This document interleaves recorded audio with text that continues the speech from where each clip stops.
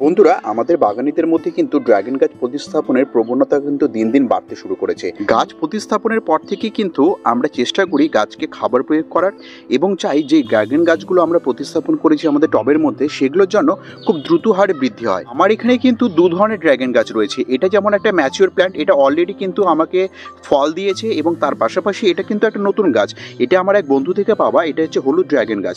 তো এই ড্রাগন গাছ কিন্তু আমি কিন্তু এখানে স্ট্রাকচার তৈরি করিনি, উইদাউট স্ট্রাকচার রেখেছি। কারণ হচ্ছে এই গাছটাকে কিন্তু আমি ছাদের যে রেলিং হয় সেই রেলিং থেকে ঝোলাবো বলেই কোনো স্ট্রাকচার এই টবের মধ্যে আমি কিন্তু তৈরি করিনি। কিন্তু এখন কথা হচ্ছে এই সময় দাঁড়িয়ে দেখো, আমি ক্লোজ শট নিয়ে দেখাই, আমার ড্রাগন গাছের মধ্যে কিন্তু নতুন নতুন ডাল আসা শুরু হয়ে গেছে। দেখো এখান থেকে একটা ডাল বেরোচ্ছে, এ দেখো নিচ থেকে ডাল বেরিয়েছে এবং উপরে যদি আসি দেখো এই জায়গা থেকেও কিন্তু এর কিন্তু ভরপুর পরিমাণে ডাল বেরোনো শুরু হয়ে গেছে। যত ভালো ডাল ড্রাগন গাছের মধ্যে আসবে তত ভালো কিন্তু আমরা গাছের মধ্যে খুব কম সময়ের মধ্যে কিন্তু ফল পাবো। তাই অতি বেশি ডাল গাছে নিয়ে আসার জন্য এই সময় দাঁড়িয়ে আমরা কোন ধরনের ঘরোয়া খাবারকে প্রয়োগ করতে পারি সেই নিয়ে হচ্ছে আজকের ভিডিও। কিছু এমন ঘরোয়া খাবার আছে যার প্রয়োগে কিন্তু আমরা গাছেদের গ্রোথ যেমন ঠিক করতে পারবো, তেমনই কিন্তু এরকম প্রচুর নতুন নতুন ডাল নিয়ে আসতে পারবো এবং তার সঙ্গে কিন্তু গাছের গ্রোথও খুব ভালো থাকবে।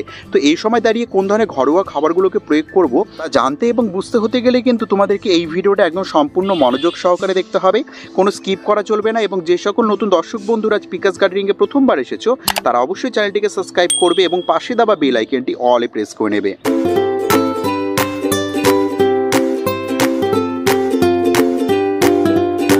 এখানে কিন্তু আমি 4 ধরনের বেসিক্যালি খাবার নিয়েছি। এই 4 ধরনের খাবারের মধ্যে 2 ধরনের খাবার রয়েছে অর্গানিক এবং 2 ধরনের খাবার রয়েছে রাসায়নিক। আমি এই 4টাকে একসঙ্গে মিক্স করে রাসায়নিক এবং জৈব খাবারের সমন্বয়ে একটি খাবার তৈরি করে কিন্তু আমি গাছগুলোকে প্রোভাইড করব। এর মধ্যে প্রধান যে খাবারটা রয়েছে সেটা হচ্ছে কলার খোসা ভেজানো জল। এই যে দেখতে পাচ্ছ, দেখো আমি অলরেডি কিন্তু এই জলটাকে কিন্তু বানিয়ে রেখেছি। আমার এটা মোটামুটি 24 থেকে 48 ঘন্টা হয়ে গেল। দেখো আমার কিন্তু লিকুইড ফার্টিলাইজারটা তৈরি হয়ে গেছে। এটা প্রথম খাবার। দ্বিতীয় খাবার কি, এই দেখো আমি যদি এটাকে ভালো করে যদি তোমাদেরকে দেখাই, এর মধ্যে দ্বিতীয় যে উপাদানটা রয়েছে সেটা কিন্তু বাসি ভাত ভেজানো জল।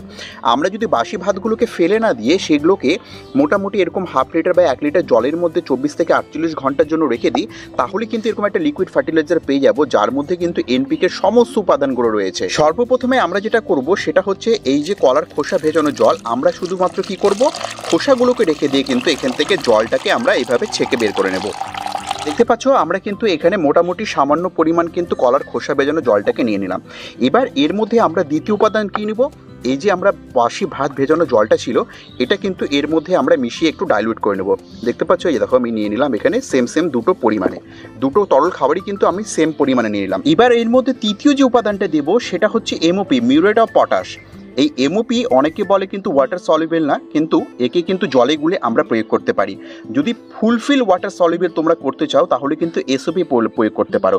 তো এখানে কি করব, এই যে দেখতে পাচ্ছ হাফ লিটার জলের আমি তৈরি করেছি, এটার মধ্যে আমি এরকম ছোট চামচের 1 চামচ কিন্তু এর মধ্যে এমওপিটা দিয়ে দেবো এবং এই জলটাকে কিন্তু ভালোভাবে নেড়েচেড়ে ঘেটে নেব যাতে ভালোভাবে কিন্তু এটা জলের সঙ্গে ডাইলুট হয়ে যায়। এবার এর মধ্যে পরবর্তী যে উপাদানটা দেবো সেটা হচ্ছে ডিএপি, ডাই অ্যামোনিয়াম ফসফেট, যা কিন্তু গাছের শেকড়ের বৃদ্ধি এবং গাছের স্ট্রেংথকে কিন্তু শক্ত করতে সাহায্য করবে। কারণ আমাদের ড্রাগন গাছ কিন্তু একটি নাদুস নুদুস হয় যদি তাকে স্ট্রাকচারে না রাখি, তো সেই নাদুস নুদুস ডালগুলোকে যদি শক্তপোক্ত করতে হয় এই ডিএপির ব্যবহার কিন্তু আমরা করতে পারি।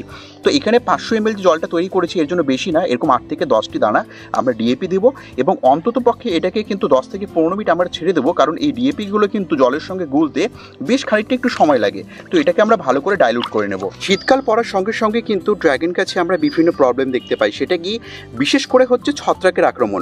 এই সময় রোদ বেশি না ওঠার জন্য কিন্তু আমরা গাছের ডগার মধ্যে কিন্তু এইভাবে দেখতে পাচ্ছ স্পটগুলো, এরকম কিন্তু ফাঙ্গাস প্রবলেম কিন্তু আমরা দেখতে পাই। তো এই ফাঙ্গাস প্রবলেমগুলোকে দূর করার জন্য ফার্টিলাইজারটা আমরা তৈরি করলাম। এর সঙ্গে সর্বশেষ উপাদান আমরা যেটা মিশাবো সেটা কি, সেটা হচ্ছে আমাদের এই হলুদ গুঁড়ো। হলুদ গুঁড়ো কিন্তু অ্যান্টিফাঙ্গাল এবং আমাদের জৈব ছত্রাকনাশক হিসেবে কিন্তু গাছের মাটিতে হোক বা গাছে কাজ করে। তো আমরা এরকম হাফ চামচ এর মধ্যে হলুদ গুঁড়ো মিশিয়ে দিব, তাহলে কি আমাদের এই লিকুইড ফার্টিলাইজার কিন্তু সম্পূর্ণভাবে তৈরি হয়ে গেল আমাদের গাছকে চতুর্দিক থেকে প্রোটেক্ট করার জন্য এবং তার সঙ্গে প্রয়োজনীয় খাদ্য উপাদানগুলোকে গাছের মাটিতে সরবরাহ করার জন্য। আর এই যে মিক্স খাবারটা আমরা তৈরি করলাম লিকুইড ফার্টিলাইজারটা, এই লিকুইড ফার্টিলাইজার আমাদের প্রত্যেকটা ড্রাগন গাছের পাত্রের মধ্যে আমরা কি করতে পারি 200 থেকে 300 ml করে প্রতি 15 থেকে 20 দিনে কিন্তু আমরা একবার করে ব্যবহার করতে পারি।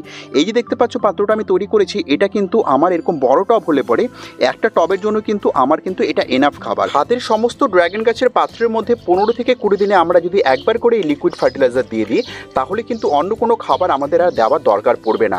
কারণ এই একটি খাবারে কিন্তু আমাদের যেমন গাছদের মধ্যে থেকে এই ফাঙ্গাস প্রবলেমগুলো দূর হবে। এই যে স্পটেডগুলো দেখতে পাই আমরা ফাঙ্গাসের কারণে, যেমন অলরেডি আমার এখানে কিন্তু একটা স্পটেডের জন্য দেখো এখানে কিন্তু জায়গাটা নষ্ট হয়ে গেছে। এবং দ্বিতীয়ত হবে কি, এই ফাঙ্গাস দূর করার সঙ্গে সঙ্গে কিন্তু গাছ চেষ্টা করবে এর মধ্যে নতুন নতুন ডেভেলপমেন্ট আনার। যেমন দেখতে পাচ্ছ দেখো প্রত্যেকটা ডগার মধ্যে কিন্তু নতুন নতুন ব্রাঞ্চেস আসা কিন্তু শুরু হয়ে গেছে। দেখো এখানে যদি দেখাই আমি তোমাদেরকে ভালো করে, দেখো এখানেও কিন্তু ব্রাঞ্চেস আসতে শুরু করেছে।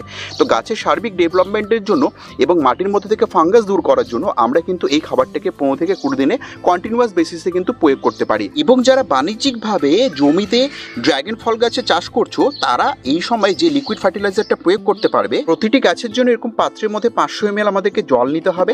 সেই 500 ml জলের মধ্যে ছোট চামচের এরকম 1 চা চামচ কি করব, প্রথমে আমরা এর মধ্যে ইউরিয়া দিয়ে দেবো।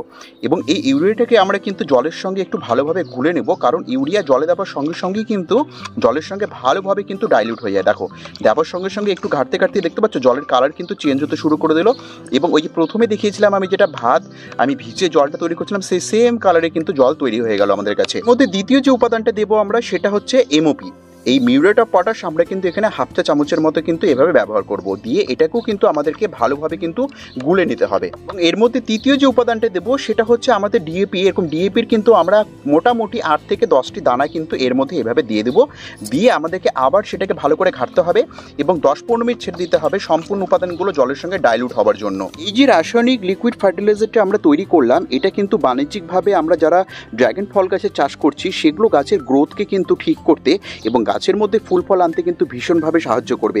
কারণ এর মধ্যে নাইট্রোজেন রয়েছে, এর মধ্যে পটাশ রয়েছে, এর মধ্যে ফসফরাসও রয়েছে।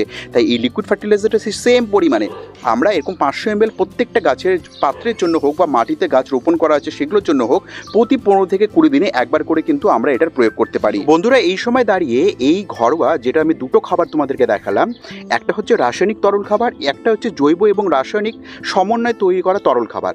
এই দুটো খাবারের প্রয়োগে কিন্তু বাণিজ্যিকভাবে হোক বা ছাদ বাগানেই হোক, আমরা উভয় পক্ষে কিন্তু ড্রাগন ফল গাছের গ্রোথকে যেমন ঠিক করতে পারবো। যেমন দেখতে পাচ্ছ দেখো নতুন নতুন কিন্তু প্রচুর পরিমাণে দেখো ডগা আসতে শুরু করে দিয়েছে। এরকম যেমন নতুন প্রচুর ডগা আমরা নিয়ে আসতে পারবো, তেমনই কিন্তু গাছের মধ্যে খুব অল্প সময়ের মধ্যে কিন্তু আমরা ফুল এবং তার সঙ্গে কিন্তু ভরপুর পরিমাণে কিন্তু ফল নিয়ে আসতে সক্ষম হবো। ধরো এটি ছিল আজকের ভিডিও। আশা করছি ভিডিওটা তোমাদের খুব ভালো লেগেছে এবং এতক্ষণ ধরে ধৈর্য দিয়ে ভিডিওটাকে দেখার জন্য তোমাদেরকে অশেষ ধন্যবাদ। এইভাবেই আমাদের ভিডিওগুলো দেখতে থাকো, এইভাবেই পিকাস গার্ডেনিংকে নিজেদের ভালোবাসা দিতে থাকো। দেখা হবে পরবর্তী ভিডিওতে এরকম আরও নানান ইনফরমেশন নিয়ে, এরকম আরও নানান গুরুত্বপূর্ণ টিপস এবং ট্রিক্স নিয়ে। কিন্তু ততক্ষণের জন্য আমার প্রত্যেকটা দর্শক বন্ধুকে আমি এখানেই জানাচ্ছি আজকের মতো নমস্কার।